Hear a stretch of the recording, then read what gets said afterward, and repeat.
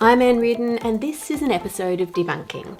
Let's start with one that lots of people sent in. This has already been in the news all over the world, but it still seems to be causing issues. This story contains graphic images. Children are getting serious burns after putting a toy in the microwave. After the Nido sat in the car for more than 4 hours. The toy exploded. The gel inside the toy caused third-degree burns on her daughter's arm and leg. This little girl suffered horrifying burns after her toy suddenly burst open, scalding her face and chest. Unbeknown to me, I was in the kitchen as well, but she sort of put it in for 30 seconds and then the next thing I heard was the horrible scream. The packet does say super solid squish, which means it is really, really firm. Now, with adult-sized hands and grip strength, that's not an issue to squeeze, but I can imagine that for little kids with littler hands, this would be way too hard for them to squish, which has led to them trying to make it softer by warming it up. And often that means putting it in the microwave. Now, that's something you should never do. Do not do this at home. I have safety screens set up and safety gear in place, so please do not replicate this. After just 30 seconds in the microwave, the inside is now at around 52°C or 123°F. If I give it another 30 seconds, it heats up to 82°C or 180°F. At this temperature, it will cause third-degree burns in less than 1 second. I'm not going to squeeze this with my hands like a kid would if they grabbed it because I don't want to get burnt. Instead, I'm using a fake hand to give it some light pressure. And as you can see, it's much easier to squeeze now, and despite being brand new, it has easily burst at the seam. Let's try that with another one just in case that one was faulty.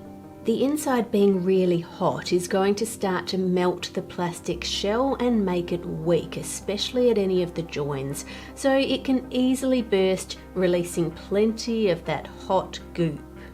Part of the problem with this stuff is how thick and sticky it is. It doesn't come off even if you put it in water. And how bad a burn is depends not only on how hot something is, but how long it's in contact with your skin for. Even at a lower temperature of say 55°C, after 30 seconds you'll get a third-degree burn. If you take a look at this tray, this has been out of the microwave now for 5 minutes and you can see it is still retaining its heat. And even if I take a smaller amount on this fake hand, it's staying hot.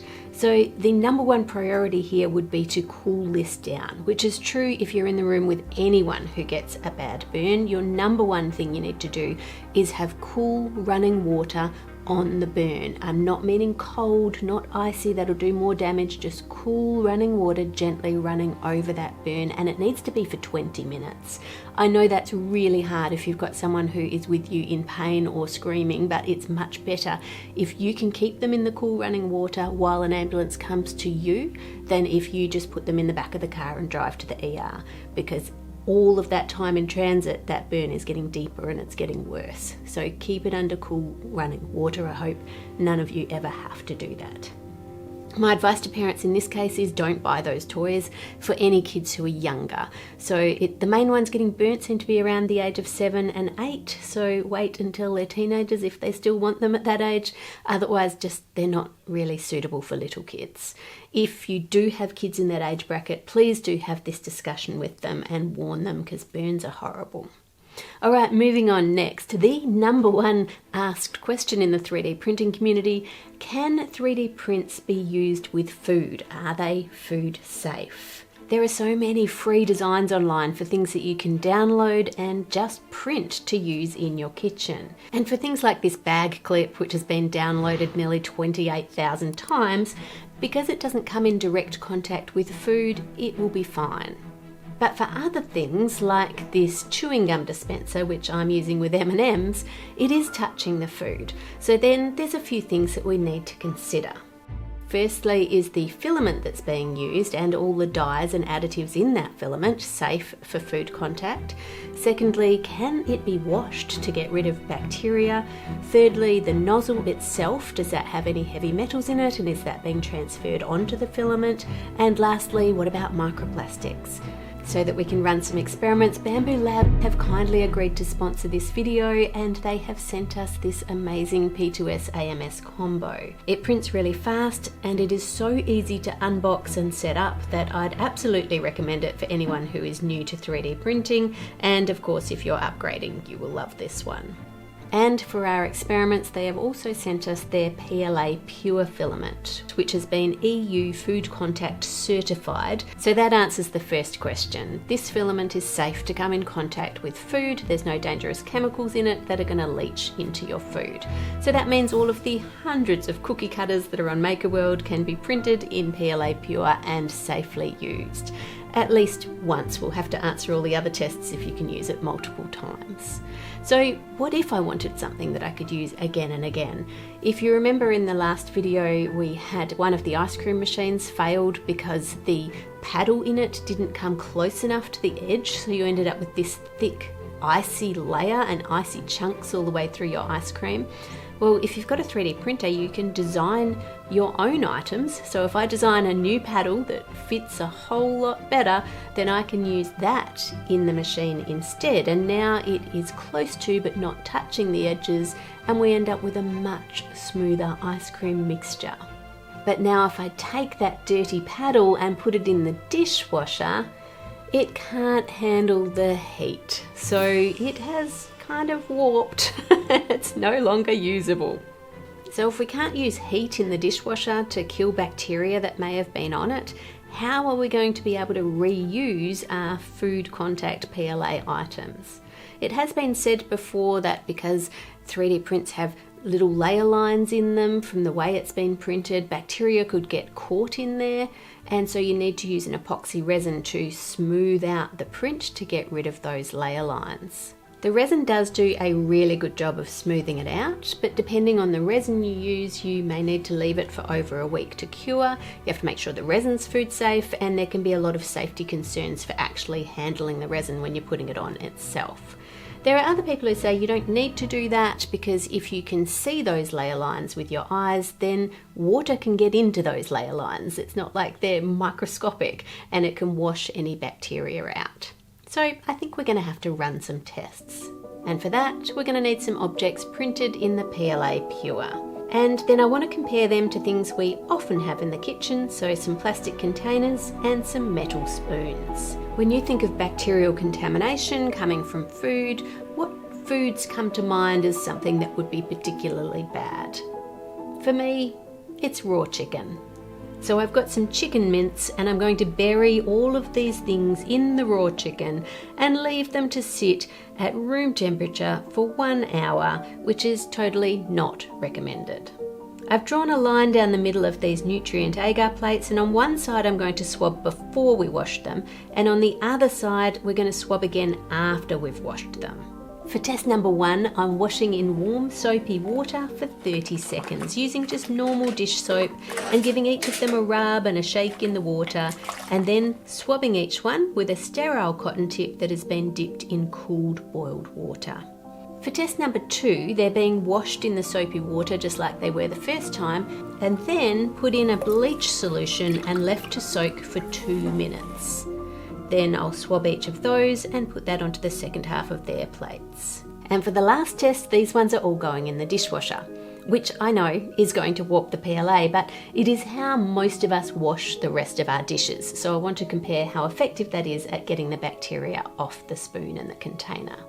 I'm using a standard dishwasher powder on a long cycle, and then swab all of those ones as well.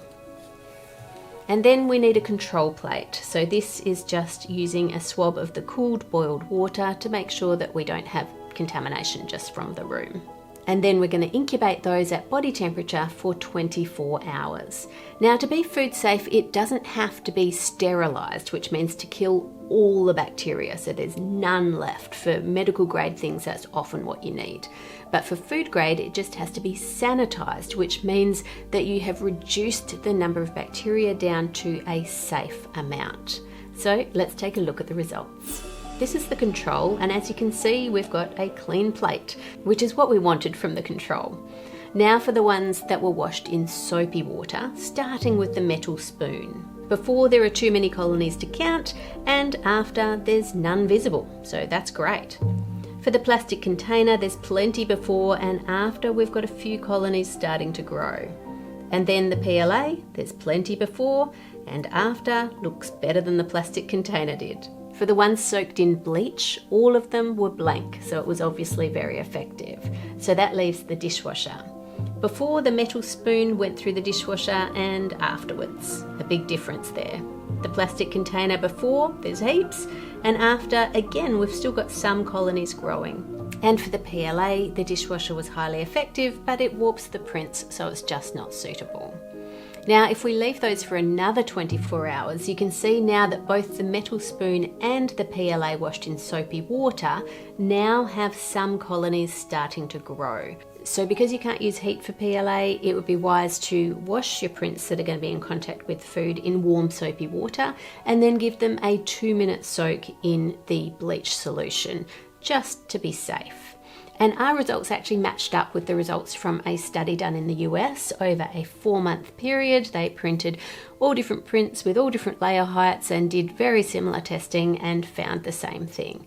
They also studied the nozzles. They concluded that negligible amounts are ending up on your prints. But to be certain, you can use a hardened steel nozzle instead, which is what comes standard with the P2S. So that leaves us with microplastics. My recommendation for microplastics and 3D prints being used in the kitchen is exactly the same as it would be for any other plastic, which is don't use it for any applications that require heat, which you can't do with PLA prints anyway, and don't use it for any applications that are going to have a lot of cutting against it or a lot of abrasion or grinding, where you could potentially be grinding off pieces of plastic into your food. But apart from that, you can go ahead and print any of the thousands of prints that are available on MakerWorld and use them in your kitchen, as long as you're using the PLA Pure and the bleach soak if you want to use them again. I'll put a link below to the Bamboo Labs website where you can pick up your own P2S AMS Pro combo, or you can get one of their many other printers that they have there.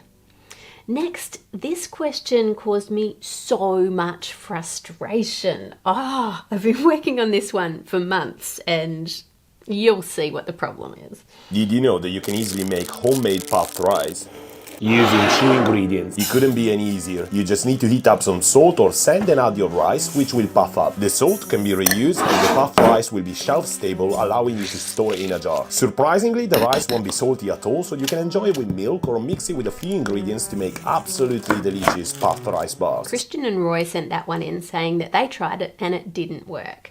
Now, shorts are notorious for not giving enough information, but that one did have a little bit more detail in the comments, so I followed what they said there. I went and bought parboiled rice, then I mixed it with a little bit of water, and then heated it up until it was fully dry, heated up the salt until it was very hot, and I know from previous experience that you can fry in salt because I've done it before, and I also know that it doesn't work on my induction cooktop. It just doesn't get hot enough, so I have to do it over gas to get it up to the 200 degrees that it needs to be. And then it said to add the rice and it will pop in 10 to 15 seconds. Now, it is puffing up a little bit, but not much. This is the rice before and this is after. So then I went down a rabbit hole of watching all the other videos on how to make homemade puffed rice. I even read scientific papers on making puffed rice, and I tried everything, like pouring hot water on it and then leaving it overnight, then steaming it, then putting it in fabric bags and leaving it to dry, and then there are so many different combinations and steps, and yeah, no, none of them worked. This is the best results that I got. My favourite tasting one was the brown rice that had been pre-cooked really well, then dehydrated, then fried in the salt. They're all really yummy, but none of them look like the puffed rice you get from India. It has more of a softer, bubbly, extruded texture, while the other ones are quite crunchy. I went to an Indian grocery store and the gentleman there assured me that you cannot make this puffed rice at home. But I still bought the rice variety that he told me they used and tried again with all the different methods, and yeah, no, it still didn't work. Apparently this is how it's done. The paddy, which is rice that's come straight from harvesting, so it still has its husk intact, is boiled for a couple of hours to gelatinise the starch inside. It's then left until the next day before it is roasted, and then the roasted paddy is spread out to cool. That paddy is then milled to separate the husk from the rice, and then that is dried in the sun to the perfect level. It can't be completely dry in the middle or it won't puff, and it can't be wet on the outside or all of the salt or sand will stick to it when you're trying to fry it. Next, a tiny amount of concentrated salt water is added to really fully dry that outer layer, and then finally it's added to hot sand, and then magically it puffs. So in other words, that last step of the rice puffing looks really simple, but there was a very complex set of steps that went on before that to get the moisture level perfect and the gelatinization level perfect. That is not what parboiled rice is. It's not roasted, it's a completely different set of steps, so you can't just do that. You do end up with a crunchy, yummy rice, but it's not the same as the puffed rice. Next, we've had 2 different bread recipes sent in. Now, I think these videos are showing their actual steps and what they actually get. So I can only assume you've sent them in because you want Dave to taste them. So let's make them. 1 ingredient bread. No yeast, no flour, no grains, no gluten, no nuts, no eggs. No, really, just 1 ingredient. All you need is buckwheat groats and water. You're going to soak them covered overnight, then drain the water and do not rinse. Add the soaked buckwheat groats to a blender along with fresh water and blend until smooth. Pour that into a clean bowl, cover with a tea towel, then ferment for 24 hours. It's going to look like this and smell a little funky, but just trust the process. Give it a good mix, then pour into a bread loaf pan. I topped mine with seeds because, you know, aesthetics, but that's totally optional. What color is this? What color would you call that? It's like deathly grey. This looks like you 3D printed some bread. Why does it look like that? Doesn't smell great either. It smells weird. Alright, well, I better taste it.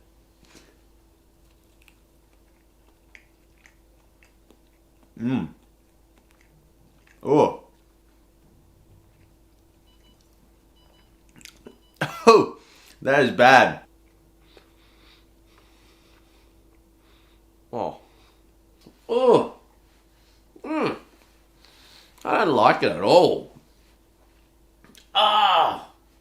Oh, that's disgusting. That is really bad. Some really bad bread. Let's see if the next one's a little bit better. So if you want to make the easiest bread in the world, here we go. 2 ingredients. Cottage cheese. Blend the cottage cheese so that it's like nice and smooth. Self-rising flour. I barely need it. I just make sure it's mixed. I'm just doing bread rolls. I don't know if this works as a loaf. It is definitely better, but this is fine too. They were in there for exactly 20 minutes and they look so good. They got a bit of rice. Love that. Okay, that's hot. Ah! It smells like bread. The flavour is quite cheesy, but the texture is a bit doughy. It feels like I could squish it into a ball and roll it out and bake it again. I like it. It's nice and cheesy and quite a stodgy sort of consistency. It's mostly good. It's a little bit salty. If you heated it up, put some butter on it, it would definitely go down a treat. It's very yummy. Thank you to all our patrons. We really appreciate you. And thank you to our subscribers who write lovely and encouraging comments. I really enjoy reading those. And a special shout out to the Gaming Sergeant and Byron, who are always amongst others who are the first to comment every single week. Make it a great week by being kind to others, and we'll see you on Friday.